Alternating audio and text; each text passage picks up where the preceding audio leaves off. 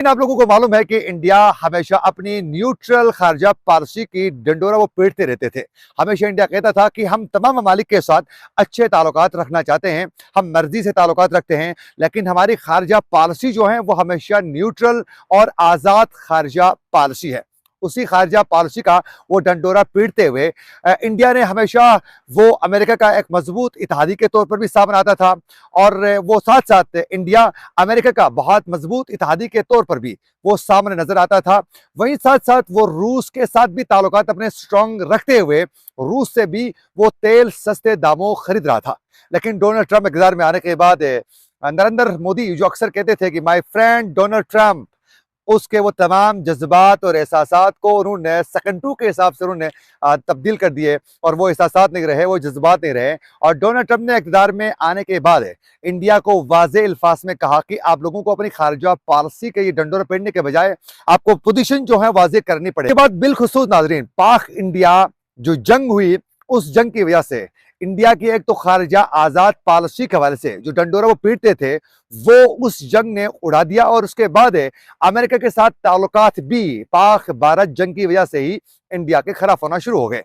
क्योंकि Donald Trump ने कहा कि मैंने जंग खत्म करवाई है दोनों मुल्कों के दरमियान, लेकिन इस पर पाकिस्तान ने शुक्रिया भी अदा किया, और फिर क्रेडिट भी डोनाल्ड ट्रंप को पाकिस्तान ने दे दिया, लेकिन उस पर नरेंद्र मोदी ने उसको कोई क्रेडिट नहीं दिया। उसके बाद ताल्लुकात खराब हुए, और आखिरकार डोनाल्ड ट्रंप की जानिब से वाज़े अल्फाज में कहा गया कि अगर रूस से आप तेल खरीदना नहीं छोड़ते हैं तो फिर आपके ऊपर टैरिफ जो है वो ज्यादा से ज्यादा आयद किया जाएगा।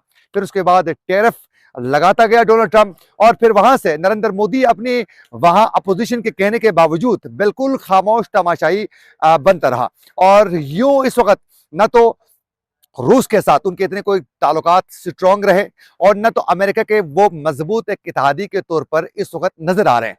तो यूं जो इंडिया की ख्वाहिश थी कि वो मुस्तकबिल में इस खिते के अंदर जो है एक सिफारतकारी करते हुए अपना किरदार अदा करना चाह रहे थे, उनकी ख्वाहिश थी, वो तमाम अरमान जो हैं वो आंसू में नाज़रीन बह चुके हैं। अब इंडिया इस पोजीशन पर है कि वो किसी तरीके से अपनी सर्वाइवल की जंग इस वक्त इंडिया जो है सिफारती लेवल पर वो लड़ रहा है।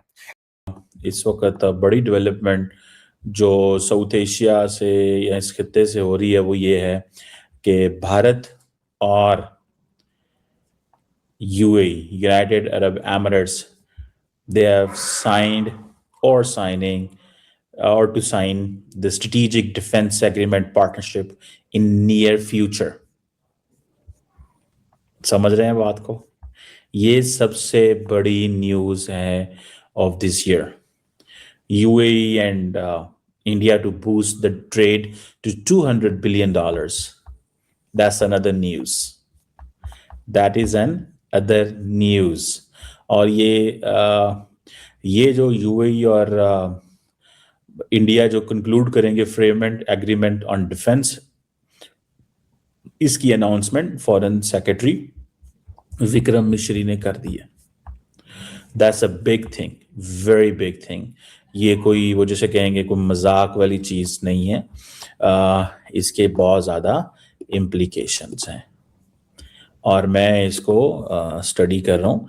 और सबसे इम्पॉर्टेंट बात मैं आपको बताता चलूँ, सिग्निफिकेंट चीज़ कि जो जॉइंट जो मीटिंग हुई है प्राइम मिनिस्टर मोदी की, जो प्राइम मिनिस्टर मोदी की मीटिंग हुई है वो इंटरेस्टिंग उसमें चीज़ यह थी कि जो लीडरशिप है इंडिया की और यूएई की, वो उस मीटिंग में जो कुछ वो कर रहे थे, आपके लिए इंटरेस्टिंग बात है कि उसमें there was no one sitting other than the two leaders. There was no one sitting other than the two leaders. इन दोनों के दरमियान अलावा और कोई नहीं बैठा हुआ था।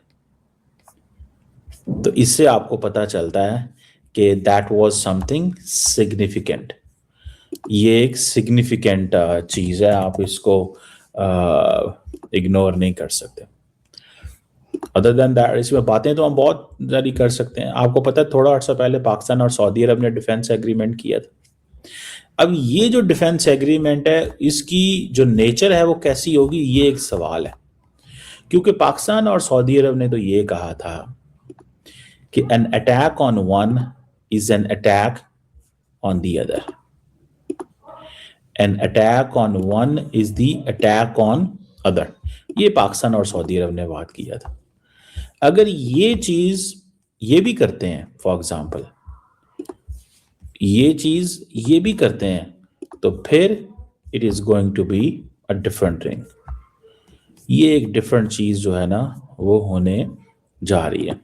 یو اے ای کی ڈیفنس ڈیل کے حوالے سے, جو کہ یو اے ای کے جو صدر ہیں شیخ زید بن نہیان بھارت پہنچے, اور بھارت پہنچنے کے ساتھ انہوں نے دبئی اسے مودی کے ساتھ بڑی جپھیاں اور پپیاں ڈالی, اور اس کے بعد انہوں نے خاص طور پر کچھ معاہدے سائن کیے. ان معاہدوں کے اندر ڈیفنس اسٹریٹجک ڈیل جو ہے وہ بھی فائل کی گئی, اور اس کے ساتھ خاص طور پہ جو نیوکلیئر ڈیل ہے وہ کی گئی, اور ساتھ میں جو پارٹنر آف ٹیکنالوجی ہے, ٹرانسفر آف ٹیکنالوجی ہے, اس کی بات کی گئی. اور سب سے اہم بات کہ 2023 کے اندر خاص طور پہ بھارت نے یو اے ای کے ساتھ ڈیل کی تھی, جس پہ انہوں نے فیصلہ کیا تھا کہ ہم اپنی تجارت کو $100 ارب کے اوپر لے کے جائیں گے, اور اب انہوں نے فیصلہ کیا ہے کہ 2030 تک ہم اپنی میوچل جو ٹریڈ ہے اس کو 200 ارب ڈالر تک لے کے جائیں گے.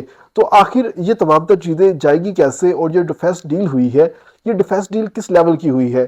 کیونکہ جب یو اے ای نے کہا کہ ہم بھارت کے ساتھ ڈیفنس ڈیل کرنے جا رہے ہیں, تو اس کو کچھ ویسا اپلائی کیا گیا جیسا کہ پاکستان اور سعودیہ کی ڈیفنس ڈیل تھی. سعودیہ اور پاکستان نے جو ڈیفنس ڈیل کی تھی اس کے رزلٹ کے اندر یہ آیا تھا کہ اگر ایک کے اوپر حملہ ہوا تو دونوں کے اوپر حملہ کنسیڈر کیا جائے گا, اور خاص طور پہ پاکستان نے کہا کہ سعودیہ کی حفاظت کرنا ہمارے ایمان کا حصہ ہے, ہم یہ تمام تر چیزیں پیسوں سے بالاتر ہو کر کر رہے ہیں. دو باہم برادر ممالک جو ہے اپنے یہ جو فیصلے کر رہے ہیں, لیکن یو اے ای کو وہ چیز ایک ہندو ملک سے کسی صورت نہیں مل سکی. انہوں نے بڑے بڑے دعوے کیے ہیں, اور جو ان کے مخصوص جو سوشل میڈیا اکاؤنٹس ہیں ان کی طرف سے جو انفارمیشن آ رہی ہے اس کے مطابق کہ $8 بلین کی ڈیفنس ڈیل کی ہے یو اے ای نے بھارت کے ساتھ, اور یو اے ای اس وقت چاہتا ہے کہ بھارت ان کو جدید ترین طیارے دے, ایئر ڈیفنس سسٹم دے, اور اٹیکنگ میزائل سسٹم بھی اس کو فراہم کرے. اور اس حوالے سے $8 بلین کا جو وسیع تر زر مبادلہ ہے وہ بھارت منتقل ہوگا, اور بھارت کی تمام تر ٹیکنالوجی ہے وہ اب آہستہ آہستہ یو اے ای کے اندر شفٹ کی جائے گی. اور خاص طور پہ یو اے ای کے اندر جو ہندو فوج ہے یا بھارت کی فوج ہے وہ بھی وہاں پر تعینات ہوگی, اور وہاں پر مخصوص جو فوجی اڈے ہیں ان کی حفاظت کا ذمہ اپنی طرف لے گی. اور بالآخر ناظرین وہی ہوا جس کا ڈر تھا. پاکستان اور سعودی عرب کے مابین جو دفاعی معاہدہ ہوا ہے اس کو نیوٹرلائز کرنے کے لیے بھارت نے متحدہ عرب امارات کے ساتھ دفاعی معاہدہ کر لیا ہے. خطے میں اپنی اہمیت کو گھٹتا دیکھ کے بھارت نے متحدہ عرب امارات کو راضی کر لیا, اور اب متحدہ عرب امارات اس معاہدے کے بعد انڈیا کا اڈا بن گیا ہے, فوجی اڈا بن گیا ہے. اس حوالے پاکستان چونکہ اپنے سے 6 گنا بڑے دشمن کو ہرا چکا تھا سال 2025 مئی میں ایک محدود جنگ میں, جو انڈیا اس جنگ کو طویل کرنا چاہ رہا تھا, اور پاکستان نے کچھ ایسا کیا اللہ کی مدد سے اور اپنے قریبی دوستوں کی مدد سے. پاکستان نے تیاری برابر کر رکھی تھی اور دشمن کے 8 فائٹر جیٹ کو تباہ کیا, 7 سے 8. اس کے بعد جو پاکستان کا ایک مقام جو پاکستان کی آرمی اور فضائیہ کو ملا کہ آپ اپنے سے آپ دنیا میں 9 نمبر پہ آپ کی فضائیہ اور آرمی ہو, اور آپ 4 نمبر کی فضائیہ اور آرمی کو شکست دے دیں تو آپ اس کی جگہ کور کر لیتے ہو. باقی وہ دنیا میں اگر 4 نمبر پہ ہے تو فوجی ساز و سامان, چونکہ بڑا ملک ہے, 2400 فائٹر جیٹ ہیں, پاکستان کے پاس 1300 ہیں, اس طرح ٹینک اور دیگر ملا کے اگر آپ دیکھیں تو وہ 4 نمبر پہ بنتے ہیں, دنیا کا بڑا ملک ہے. اور اگر آپ کارکردگی پہ دیکھیں تو پھر 4 نمبر تو پاکستان نے ان سے چھین لیا ہے. اس کے بعد پاکستان ابھر کے سامنے آیا ہے, اور سعودی عرب کو اندازہ ہوا کہ اسلامی ممالک میں اگر کسی کے پاس ایٹمی طاقت ہے تو وہ پاکستان ہے, اور پاکستان ریلائبل بھی ہے, اس پہ آپ ریلائی کر سکتے ہیں. سعودی عرب تو اس پہ ٹرسٹ کر سکتا ہے, کیونکہ عوام میں بھی جذبہ ہے کہ حرمین شریفین کی حفاظت, اور سعودی عرب جو ہے وہ اسلام کا ایک قلعہ ہے. اس بنا پہ ہمارا یہ معاہدہ جو ہے وہ ہم نے کر لیا, اور اب ترکی کو بیچ میں شامل کر رہے ہیں, اور یہ ترکی اور پاکستان اور سعودی عرب کا خیر یہ تو اب چند دنوں میں سامنے آ جائے گا, بلکہ اب ہو سکتا ہے کہ 72 घंटे अहम है कि ऐलान कर दिया जाए कि पाकिस्तान और सऊदी अरब, तुर्की जो है वो भी पाकिस्तान और सऊदी अरब के उस एग्रीमेंट में शामिल हो गया